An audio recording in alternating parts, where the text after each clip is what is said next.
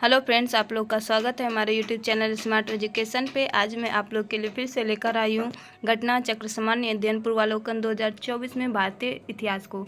इसके अंतर्गत हम लोग पढ़ रहे थे मध्यकालीन भारतीय इतिहास, जिसमें हम लोग दिल्ली सल्तनत के खिलजी वंश को पढ़ लिया था और इसके क्वेश्चन भी कर लिए थे, आधा और आधा बचा हुआ था, जो आज हम लोग करेंगे पूरा कंप्लीट। तो चलिए हम लोग स्टार्ट करते हैं 14 नंबर से। और कल के वीडियो में हम लोगों ने 13 नंबर तक कर लिया था। आज हम लोग 14 नंबर से करेंगे। 14 नंबर प्रश्न में है कथन और कारण। तो चलिए हम लोग स्टार्ट करते हैं 14 नंबर से। 14 नंबर है कि कथन ए कि अलाउद्दीन खिलजी ने दिल्ली में मूल नियंत्रण लागू किया था।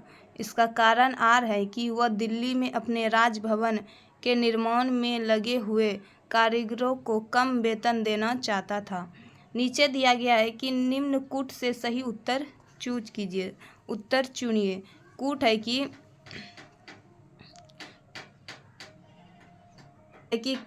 कथन ए तथा आर दोनों सही है तथा आर कथन ए की सही व्याख्या है। ऑप्शन बी है ए तथा आर दोनों सही है परंतु आर कथन ए की सही व्याख्या नहीं है। ऑप्शन सी है कि ए सही है परंतु आर गलत है। और ऑप्शन डी है ए गलत है परंतु आर सही है। तो इसका सही आंसर हो जाएगा option number C. Option number C की कथन ए सही है परंतु आर कथन कारण आर गलत है। ने मूल नियंत्रण की नीति लागू की।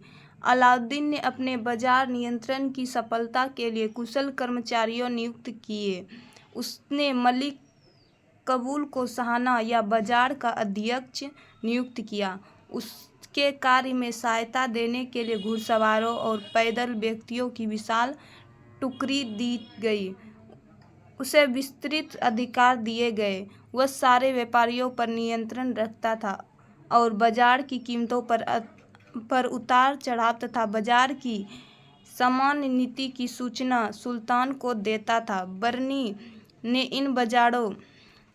इन बाजार सुधारों का उद्देश्य मंगोलों के विरुद्ध एक विशाल सेना तैयार करना था तथा हिंदुओं में विद्रोह के विचार न पनपने देना बताता है। कारीगरों को कम वेतन देने से इनका कोई संबंध नहीं था। अतः कथन सही है किंतु कथन का कारण गलत है। आगे प्रश्न है 15 नंबर की निम्न में से किस सुल्तान ने बाजार सुधार लागू किए।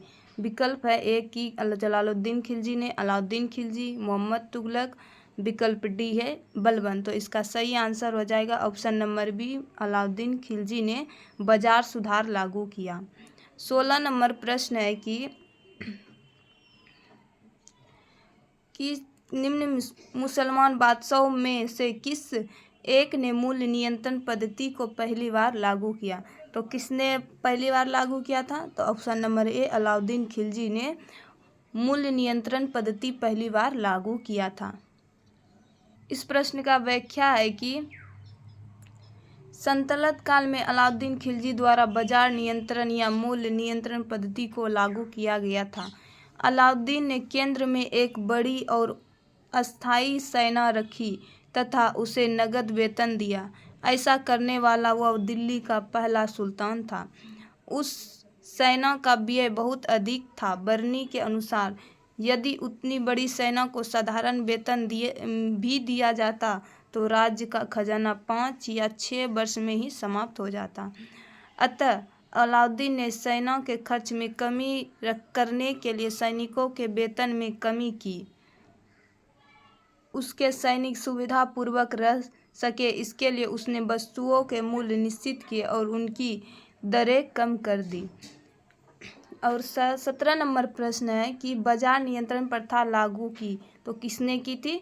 तो अलाउद्दीन खिलजी ने बाजार नियंत्रण प्रथा लागू की थी। आगे प्रश्न है 18 नंबर की बाजार कीमतों को नियंत्रित करने के लिए अलाउद्दीन खिलजी के प्रयास ने ऑप्शन नंबर ए, तो मतलब क्या प्रयास किया तो वो देखते हैं। ऑप्शन नंबर ए में है कि कृषि को उन्नत किया। बी है सिर्फ सामंतों या दरबारियों को फायदा पहुंचाया।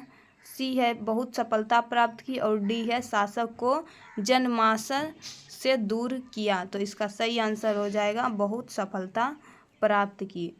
किसने? अलाउद्दीन ने, कीमतों को नियंत्रित करने पर। व्याख्या है, अलाउद्दीन का आर्थिक सुधार एक बड़ी सेना का भरण पोषण, कालाबाजारी को रोकना और विद्रोहों पर अंकुश लगाने के लिए था। इन सब के लिए सुल्तान ने बाजार में मूल्य नियंत्रण के लिए कई नियम और प्रमुख अधिकारियों की नियुक्ति की। उसने मलिक काबुल को शाहना या बाजार अध्यक्ष नियुक्त किया और उसको मूल्य स्थिरता बनाए रखने के लिए कई सहायक विस्तृत अधिकार दिए, जिससे नियमों को उसने बड़ी कठोरता से लागू किया, जिसका परिणाम हुआ कि मुनाफाखोरी और कालाबाजारी बंद हो गई। मुनाफाखोरी और कालाबाजारी बंद हो गई थी। आगे प्रश्न है 19 नंबर की निम्नलिखित में से किस मध्यकालीन शासक ने सार्वजनिक वितरण प्रणाली आरंभ की? तो किसने की थी? अलाउद्दीन खिलजी ने की थी। सार्वजनिक वितरण प्रणाली किसने आरंभ की थी? तो अलाउद्दीन खिलजी ने। इसका व्याख्या है कि सल्तनत कालीन शासक अलाउद्दीन खिलजी ने सार्वजनिक वितरण प्रणाली आरंभ की थी। 20 नंबर प्रश्न है कि सल्तनत काल में सार्वजनिक वितरण प्रणाली किसने प्रारंभ की थी? तो किसने की थी? अलाउद्दीन ने। ऊपर वही क्वेश्चन है कि सार्वजनिक वितरण प्रणाली किसने शुरू की? अलाउद्दीन खिलजी ने। 21 नंबर प्रश्न है कि घड़ी अथवा गृह कर लगाने वाला दिल्ली का प्रथम सुल्तान कौन था? यानी घर पर गृह पर लगाने वाला प्रथम सुल्तान कौन था? तो अलाउद्दीन खिलजी ने घर से भी अपना किराया कर लेने लगा।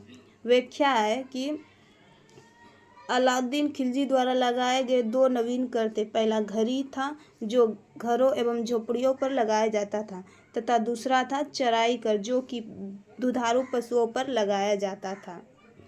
22 नंबर प्रश्न है कि 1306 ईस्वी के बाद अलाउद्दीन खिलजी के समय दिल्ली के सुल्तान तथा मंगोलों के बीच का सीमा क्या था? मतलब 1306 ईस्वी में अलाउद्दीन खिलजी के समय दिल्ली और मंगोल के बीच कौन सी सीमा रेखा का काम करती थी?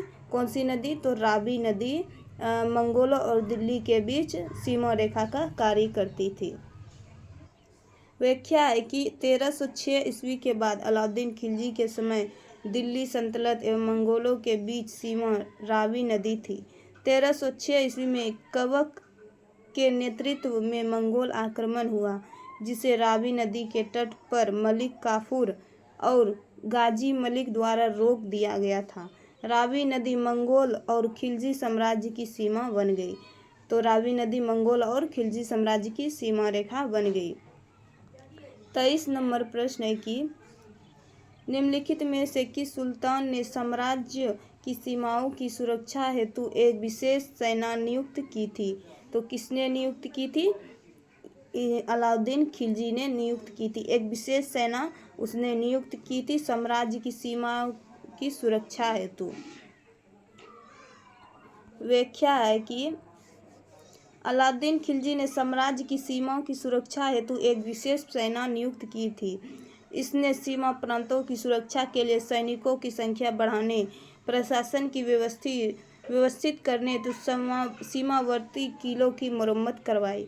मंगोलों के मार्गों पर बसे हुए अनुभवी अमीरों, फौजी सरदारों को इक्ताओं में भी सेना की टुकड़ियां तैनात की गई। 24 नंबर प्रश्न है, मिलान करना है और मिलान में दिया गया है कि 24 नंबर में निम्नलिखित युग्मों में से कौन सही सुमेलित नहीं है, यानी कि इसमें कौन सा मेल गलत है।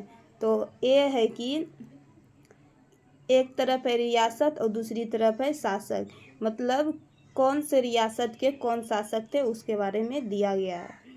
तो इसका ऑप्शन नंबर बी गलत है कि वारंगल का राजा रामचंद्र देव नहीं थे।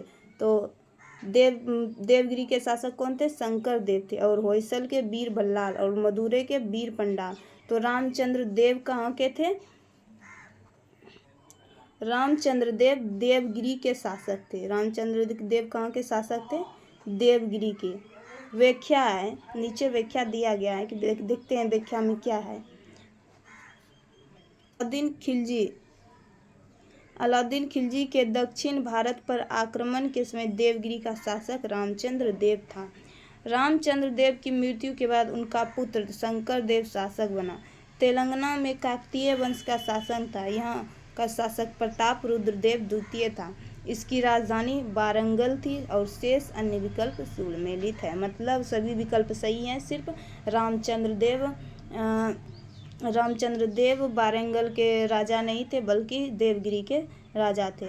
25 नंबर क्वेश्चन है लास्ट कि दिल्ली सल्तनत के किस शासक ने अपने आप को खलीफा घोषित कर दिया था? तो किसने अपने आप को खलीफा घोषित किया था?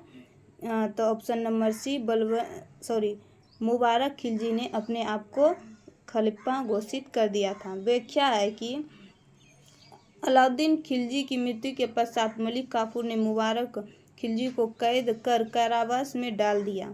बाद में कैद से मुक्त होकर वह सुल्तान बना। उसने स्वयं को खलीफा घोषित कर दिया तथा अल इमाम खिलाफत उल अल की उपाधि भी धारण की थी। हमारा खिलजी वंश पूरा कंप्लीट हो गया क्वेश्चन के साथ, और कल के वीडियो में पढ़ेंगे हम लोग तुगलक वंश को। तो मिलते हैं नेक्स्ट वीडियो में, तब तक के लिए थैंक यू।